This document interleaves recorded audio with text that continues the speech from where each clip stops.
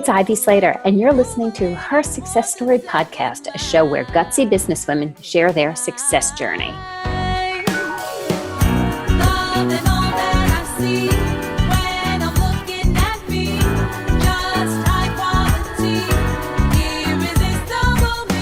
Hey everyone, welcome back to Her Success Story.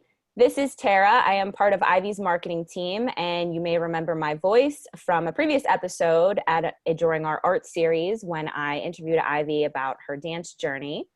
I'm back again to interview Ivy as we start a new series on the podcast about nonprofits and organizations doing great things in the world. We actually ran this series last December. If you'd like to go back and listen, we had some fantastic organizations on, including Dress for Success, New Hope Community, Best Buddies, and John's Crazy Socks. And we wanted to continue this year because we feel this is really important, and giving back is something Ivy really enjoys doing in her business. So welcome, Ivy. Tara, thanks for joining us today on Her Success Story and doing the interview to get a lot more information out of me. Absolutely. So we ran this series last year and it was very successful. We had a lot of great feedback. How did this idea come about to run this, and why did you want to continue it for this year? So the nonprofit world has always really been a big component of who I am. You know, this has never been about business for me. It's an asset in business, but it's never been about business. It's about, there's a ton of organizations out there, and I'm a huge bleeding heart. And it's like, how do we make a difference in the world? And even when I had my printing company, if I was involved in this organization, I had friends in that, all you had to do is ask me, and you got everybody got the same check. That was my policy. Everybody got the same donation, except for the couple of organizations that I was I was personally involved in. And I said, I could make a bigger difference. So I'm going to donate and give bigger, be more involved in these organizations. But I don't like to say no, and we can always find something to give. And giving sometimes is about a monetary value. Sometimes it's showing up with big spirit and big hearts to make a difference and make a lot of noise out there and get a lot of awareness out there. Today we can do that on social media.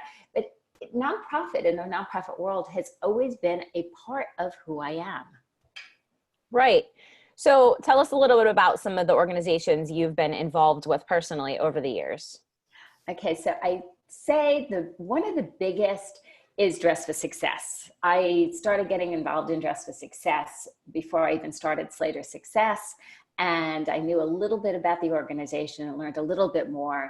And then an old client of mine was very involved in Dress for Success. And when I told her that I was starting this Slater Success in this company, she goes, okay, so here's what's going to happen.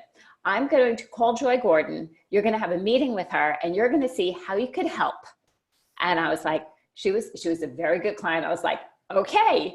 Mm-hmm. And I sat down and I had a meeting with Joy, and I was like, wow, the more women we can get into the workplace, the more women who could be taking care of their families, and the less stress we have and the trickle effect of that. Wow, I'm in. So Dress for Success has always been a cornerstone of my heart. Best Buddies is another organization I've gotten very involved in over the years. I got involved because a dear friend of over 20 years was an early, I don't want to say founder, and Anthony Shriver founded that organization. And it's truly helping people with intellectual disabilities and other disabilities being able to have friends and get back in the workforce and have a world for them and a community of their own that's part of our community, that we eliminate the differentiation. So I was like, wow, I'm in. We used to take morning walks, and she used to tell me about it. And I just looked at her one day and I was like, how can I help? And through that, I've gotten to know very well different board members and the executive director of New York State and a variety of things. So it's all very often it's along the lines of what is in my heart and what my values are. So recently, I'm involved in I could say the last 5 to 6 years, okay? On the more recent level, I've been involved in an organization called Savvy Ladies. And We just had a benefit, their annual benefit that I was involved in. And this is about women who have not really had the success to have the financial access to financial knowledge, financial investing, how to take care of themselves, how to budget, how to plan for their futures. And this organization, started by Stacey Francis, was built about women's financial wellness. Well, anybody who's been listening to me at all or follows me or Slater Success knows this is all in alignment. It gives us the ability, and especially a focus on women, to be able to take care of ourselves, have work, be able to provide for ourselves, our family, and our futures. So those are some of the organizations that I spend more time with than some of the others. Right. Right. And I think an interesting thing last year on the series was you talked to a lot of these individuals about how nonprofits are run very similarly to for-profit businesses, which is, you teach people on sales and marketing and money.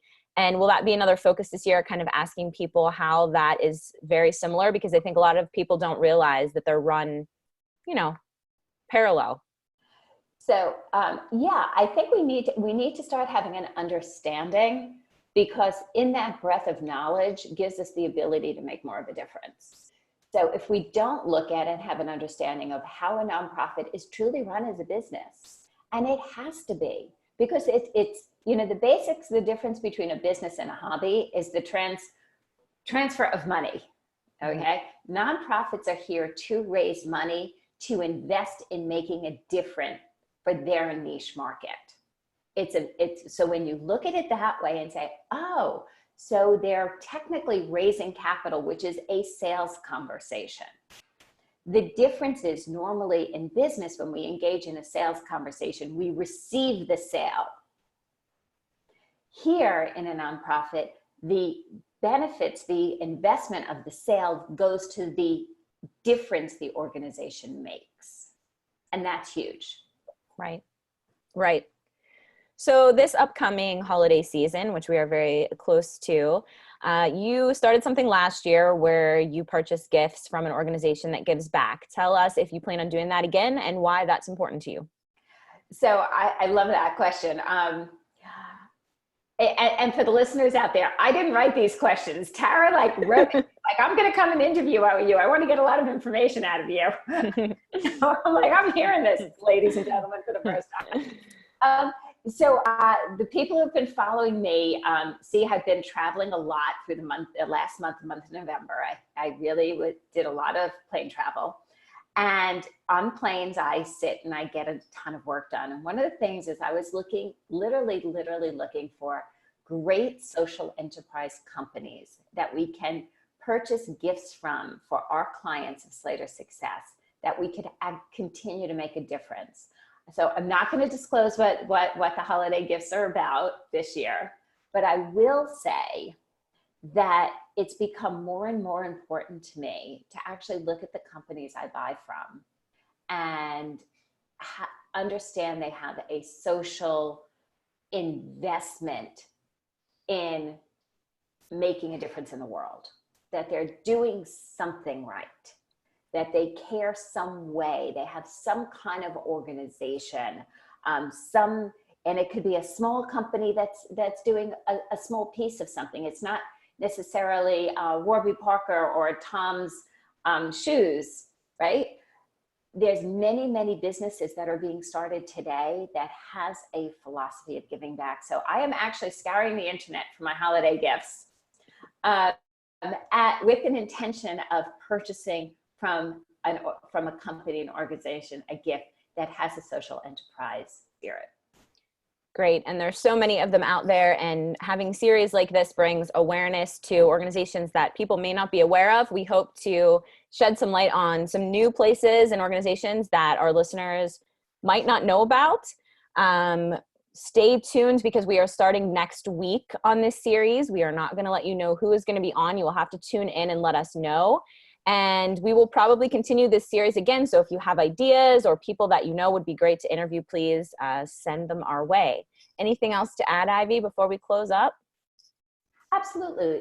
Listeners, when you see something, when you hear something that our guests say and it resonates with you, please leave a comment. Even leave a comment on the podcast and the stream you're listening to. Leave a comment on Instagram, LinkedIn, Facebook, Twitter, wherever you're actually tuning in and seeing it, because this will continue to bring awareness to these organizations. And that's the goal of this. Right.